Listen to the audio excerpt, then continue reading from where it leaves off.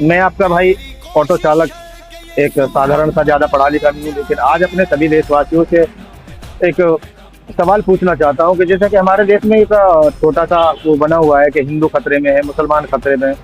और मैंने छोटा सा बोला है, लेकिन इसका बहुत बड़ा वो बना हुआ है। अब ये मेरी समझ से तो एक किस लिए बना हुआ है कि इस हिंदू मुस्लिम की लड़ाई के बीच जो हमारा देश खतरे में है वो हमको समझ में नहीं आ रहा, क्योंकि इस दोनों की लड़ाई के बीच में जो हमारे देश को लूटा जा रहा है, इसलिए खतरे में। अब लूटा कैसे जा रहा है? जैसा कि कहते हैं कि अंग्रेजों ने हमारे देश को लूटा। अंग्रेजों ने कितने साल कोशिश की, वो जब जाके वो खजाने लूट के ले गए, और उसमें भी उनके साथ में भी कुछ अपनों ने ही साथ दिया, जब जाके वो सक्षम हुए।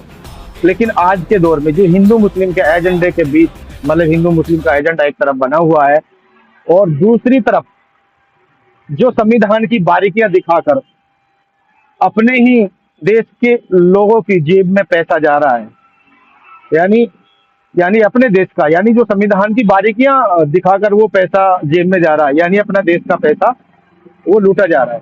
अब कहते हैं कि हमारा देश जो है कर्जे में है। भाई मैं हमारे अपना देश जो कर्जे में तो जाएगा ही, क्योंकि हम देश एक तरह से देश का खजाना ही लूटने, जब हम अपने जेब में जो संविधान की बारीकियां दिखाकर पैसे अपनी जेब में भर रहे हैं, दफ्तरों में देश की अर्थव्यवस्था चला रहे हैं और जेबें अपनी भर रहे हैं।